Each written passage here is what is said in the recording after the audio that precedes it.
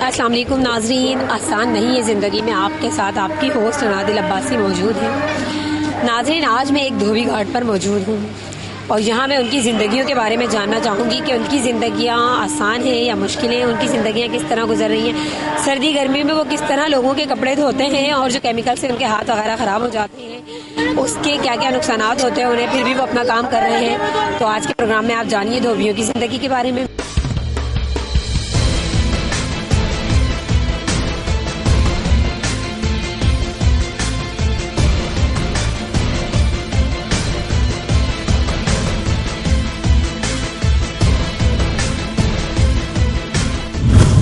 जब से बिजली से और मशीनों का दौर आया है, रात और दिन का एहसास जाता रहा है। कमा रहा है, ट्रैकलिन वाले कमा रहा है, हम तो सिर्फ मेहनत ही कर रहे हैं। हमारे तो यहाँ इस काम में ऐसा है कि बच्चा बच्चा लगता है। 4 दिन से हमारा काम रुका हुआ है, पानी नहीं आ रहा इधर। उम्र गुजरने के बाद भी कोई हासिल नहीं है भाई, कोई पैसा नहीं बढ़ाता। मेरे को मजा नहीं आता, इसलिए लाइट चली जाती है। लाइट जाने के बाद टाइम नहीं मिलता, मशीन में कपड़े फंस जाते हैं। नाज़रीन, हमारे साथ एक ड्राई क्लीनर मौजूद है तो हम इनसे बात करते हैं। अस्सलाम वालेकुम सर। वालेकुम सलाम। सर्दियों में कपड़े धोना कितना मुश्किल होता है? कोई मुश्किल नहीं होता, क्योंकि जब ये यूज्ड टू हो जाता है आदमी तो कोई मुश्किल नहीं होता। जिस तरह किसान चारों मौसम के एंजॉय करता है, धोबी भी हर मौसम को एंजॉय करता है। और अल्लाह ताला सबको वो स्टेमिना इतना देता है, ताकत इतनी देता है कि हर मौसम को आदमी झेलता है। अच्छा, केमिकल वगैरह से आपके हाथ खराब यहाँ होते हैं? आपके हाथ दिखाइए प्लीज। केमिकल की वजह से टेढ़ी हुई है? केमिकल की वजह से और सख्त काम, चोटें लगने की वजह से और उसकी वजह से। आपके पास ज्यादातर किस इलाके से लोग कपड़े धुलवाने के लिए आते हैं? तकरीबन तमाम जगह से ही आते हैं, हम खुद जाकर लेकर आते हैं। यहाँ कम आते हैं क्योंकि ये जो इलाका है ये गरीब और बहुत ही वैसा इलाका है, तो हम ये कपड़े दूसरे पोश इलाकों से जाकर उठाकर लेकर आते हैं। इस दौर में ये फ़र्क है कि उस वक्त जब शाम होती थी तो आदमी काम ख़त्म करके आराम से सुकून से सो जाता था, फजर में उठ के काम करता था। जब से बिजली से और मशीनों का दौर आया है, रात और दिन का एहसास जाता रहा है। जब थक गए तो शाम हो गई, जब आँख खुली सवेरा हो गया।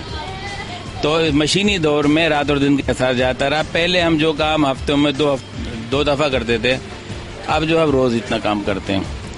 महंगाई के पहले जो ज़रा कनात सब्र सुकून था, अब वो सुकून नहीं रहा इंसान की ज़िंदगी में। बस मशीन बन गया है, भाग भाग भाग भाग भाग भाग। तकरीबन धोबी यहाँ पर 18 घंटे काम करता है।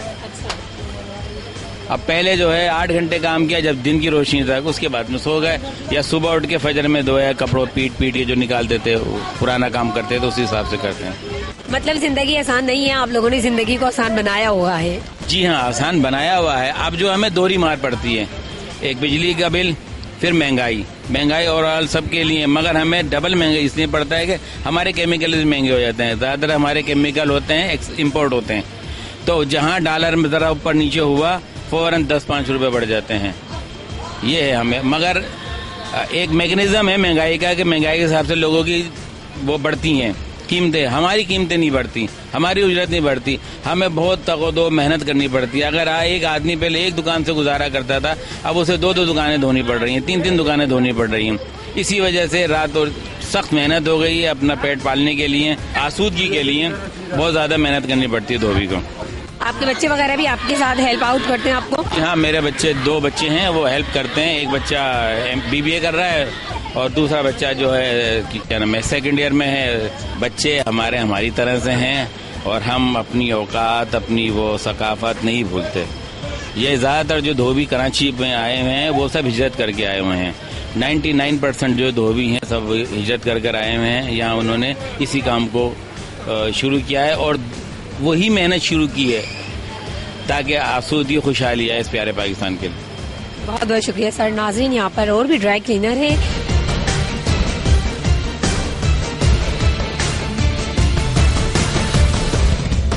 अस्सलाम वालेकुम। वालेकुम अस्सलाम। क्या नाम है आपका? मोहम्मद जुबैर।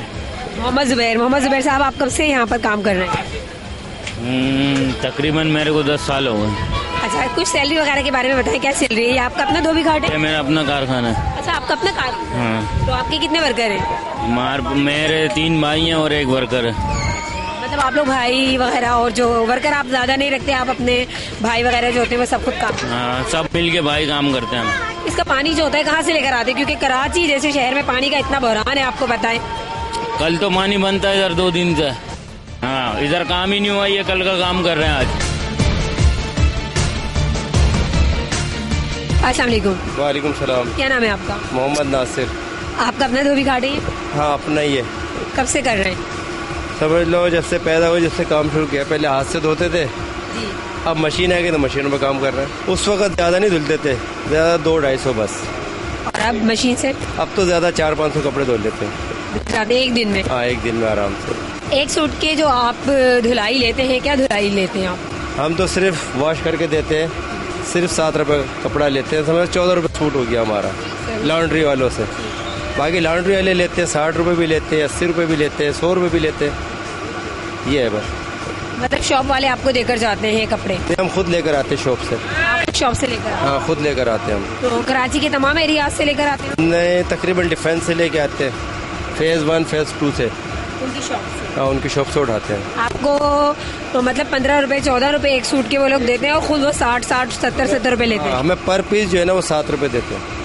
ये जो कंबल वगैरह होते हैं इसकी क्या रेट होते हैं? ये आप लोग कितने का धोकर देते हो? हम जो है ना लॉन्ड्री वाले से हमारा रेट है 60 रुपये से 70 रुपये, और लॉन्ड्री वाले तकरीबन 300 रुपये लेते हैं। 300 से कम नहीं लेते। कम आ रहा है, ड्राइक्लीन वाले कम आ रहा है। हम तो सिर्फ मेहनत ही कर रहे हैं कि गुजारा करना, ज़ाहिर है, बाल बच्चों का पेट पालना है, काम करना है। हमने तो रोज़ मशीनों का बिल भी देना है, बिजली का बिल भी देना है, गैस का बिल भी देना है। ये तो देना है ना हमने सब कुछ। मैं हेड्रो कर रहा है अभी कपड़े, इतना कोट वगैरह जो ड्राइक्लीन किए ना हमने, वो इसमें हेड्रो किए हैं, पानी खुशक हो जाता है इससे। अब इसके बाद जो है ना ये सिर्फ 10 मिनट लगेंगे, बाद में सूख जाएगा ये आराम से। इसमें ये डायर है, ये हेड्रो कहते हैं इसे हम। पास काम करता हूँ किराए के ऊपर, ये भी किराए पे काम करते हैं। किराए पे ज्यादा है यहाँ पर लोग। अच्छा, तो किराए पर कितने मिलते हैं? किराया इनको दे देते हैं, कोई 3000 देता है, कोई 4000 देता है, जैसा काम करता है आदमी उसी लोडिंग से आदमी उसी हिसाब से काम के हिसाब से किराया देता है। कोई रोज करता है, कोई हफ्ते में 1 दफा आता है, कोई हफ्ते में 2 दफा आता है। अच्छा, हमारे नाज़रीन को बताइए इस मशीन को क्या कहते हैं? मशीन ही कहते हैं। मतलब ये कपड़े मशीन ये अलग है ना, आप जो घरों में यूज धोने वाली वॉशिंग मशीन। हाँ, लेकिन ये अलग है ना, नहीं, इसका नाम अलग नहीं है? ये कपड़े धोने वाली मशीन। अच्छा, तो इसमें कितने कपड़े डल जाते हैं एक वक्त में? कपड़ों के नहीं, कपड़े के बात है। कम्बल 4 चलाओगे तुम, तौलिए अगर तुमने चलाने तो 25 चलेंगे, कपड़े चलाने तो 50 चलेंगे। अपना एक हिसाब होता है, अपना एक हिसाब होता है ढेर का कि इसमें ये कितना लोड उठा लेगी। हाँ, यही मैं पूछना चाह रही थी आपसे। तो 50 कपड़े आप लोग डालते हैं इसमें? 50 भी हो जाते हैं, कहीं किसी के अंदर 100 भी हो जाते हैं। कभी ऐसा भी होता है कि कपड़ा बिल्कुल ही एकदम साफ है तो उसको 10 मिनट चलाता है आदमी। कपड़ा गंदा है तो 1 घंटे चलता है। इसकी मतलब हमारे ऊपर हिसाब है, इसको कपड़े को हमने किस हिसाब से चलाना है, इसको क्या करना है, किस तरीके से चलाना है। ठीक है, बहुत बहुत शुक्रिया सर, बहुत बहुत शुक्रिया। नाज़रीन, यहाँ पर हम एक छोटा सा ब्रेक लेना चाहेंगे और उसके बाद हम इनसे सवालात करेंगे कि ये लोग पानी कहाँ से लेकर आते हैं और केमिकल इनका कहाँ से आता है। तो आप हमारे साथ साथ रहिए।